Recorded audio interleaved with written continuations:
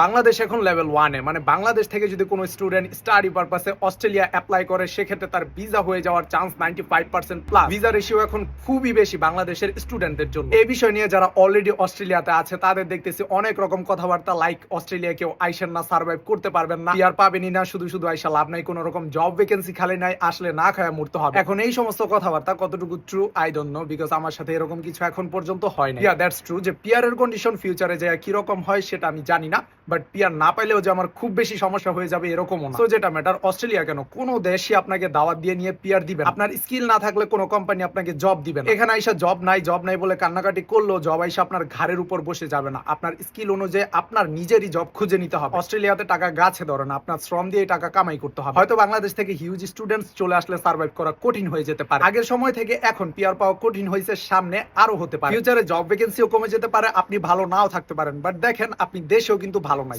দেশ ছাড়া যদি জীবন মরণ পরিকল্পনা থাকে, don't lose your hope. Bangladesh থেকে যদি আমরা স্টুডেন্ট নাও আসি, অন্যান্য কান্ট্রি থেকে তারা হিউজ স্টুডেন্ট ঠিকই নিবে। সো পিআর, জব ভ্যাকেন্সি বা হোম ক্রাইসিস হওয়ার হলে এমনিতেও হবে, প্যারা খাওয়ার কিছুই নাই।